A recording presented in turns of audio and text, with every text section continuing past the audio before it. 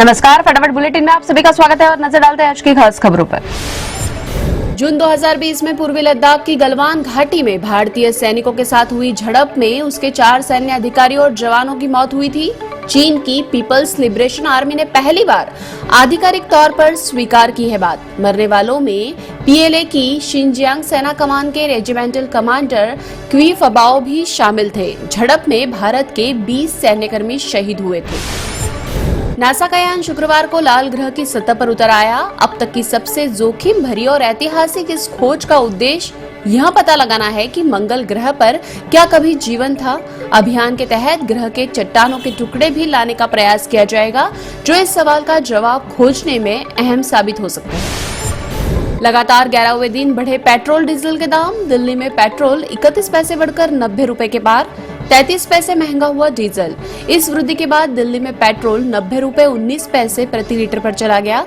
Diesel भी 80 रुपए 60 पैसे प्रति लीटर पर पहुंचा। 2021 के पहले 50 दिनों में 6 रुपए 38 पैसे महंगा हुआ पेट्रोल, डीजल और रसोई गैस की बेलगाम कीमतों ने बिगाड़ा घर की रसोई का पूरा बजट। 3 महीने में 30% महंगा हुआ घर का राशन। अब डीजल ने 30% तक बढ़ाया भाड़ा। नवंबर 2020 में जो पैकेट बंद 5 किलो का ब्रांडेड आटा 150 में बिक रहा था, वह आज 175 से 180 रुपए में बिक रहा है। रिफाइंड ऑयल भी 50 रुपए प्रति लीटर तक महंगा। भारत में कोविड-19 के 13,193 नए मामले सामने आए। देश में संक्रमण के मामले बढ़कर 1,09,63,394 हो गए। 97 और लोगों की मौत के बाद मृतक संख्या बढ़कर 1,56,111 हो गई। देश में अभी 1,39,542 लोगों का कोविड-19 का इलाज चल रहा है। अब तक 1,06,67,741 लोगों ने कोरोना को दी है मात। बाबा रामदेव ने शुक्रवार को एक प्रेस कॉन्फ्रेंस में कहा कि कोरोना की दवाई लॉन्च। बाबा रामदेव ने कहा कि यह दवाई WHO GMP द्वारा सर्टिफाइड है और इस अवसर पर पतंजलि ने एक रिसर्च बुक भी जारी की। कार्यक्रम में केंद्रीय मंत्री हर्षवर्धन और नितिन गडकरी भी मौजूद थे। अमरावती यवतमाल में फिर से लॉकडाउन। कोरोना के बढ़ते मामलों को देखते हुए लिया गया फैसला। अमरावती में लॉकडाउन शनिवार को रात 8 बजे से सोमवार को सुबह 7 बजे तक के लिए रहेगा और इस दौरान बाजार और अन्य प्रतिष्ठान बंद रहेंगे। यवतमाल में 10 दिन का लॉकडाउन। केंद्रीय गृह मंत्री के दीदी भतीजा कटाक्ष को लेकर पश्चिम बंगाल की मुख्यमंत्री ममता बनर्जी ने दी चुनौती।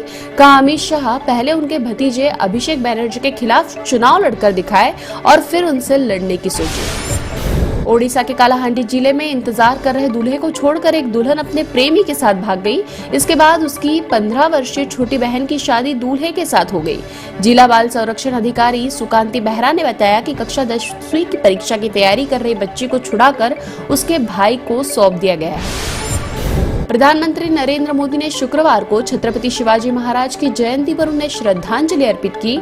ट्वीट कर कहा, मां भारती के अमर सपूत छत्रपति शिवाजी महाराज को उनकी जयंती पर शत-शत नमन।